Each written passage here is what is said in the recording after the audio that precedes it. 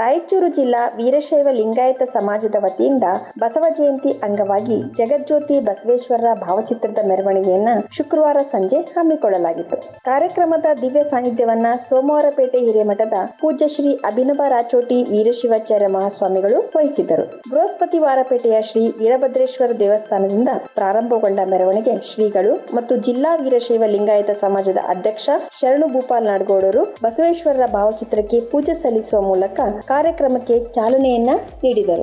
ದೇವಸ್ಥಾನದ ಅರ್ಚಕರಾದ ಶಶಿಕುಮಾರ್ ಸ್ವಾಮಿ ಅವರ ಪೂಜೆಯ ನಂತರ ದೇವಸ್ಥಾನದಿಂದ ಆರಂಭಗೊಂಡ ಮೆರವಣಿಗೆ ಸರ್ದಾರ್ ವಲ್ಲಭಭಾಯ್ ವೃತ್ತ, ಪಟೇಲ್ ರಸ್ತೆ, ಶೆಟ್ಟಿಬಾವಿ ವೃತ್ತ, ಸರಾಫ್ ಬಜಾರ್, ಬಟ್ಟೆ ಬಜಾರ್, ಮಹಾವೀರ ವೃತ್ತ, ಲೋಹಾರ್ವಾಡಿ, ಗಾಂಧಿ ವೃತ್ತದ ಕಂಚಿ ಮೇಳ ಮತ್ತು ಬಾಜಾ ಭಜಂತ್ರಿಗಳ ಮೂಲಕ ಕಲ್ಯಾಣ ಮಂಟಪವನ್ನು ತಲುಪಲಾಯಿತು. ಮೆರವಣಿಗೆಯ ಉದ್ದಕ್ಕೂ ಯುವಕರು, ಮಕ್ಕಳು ಕುಣಿದು ಕುಪ್ಪಳಿಸಿ ಸಂಭ್ರಮಿಸಿದರು.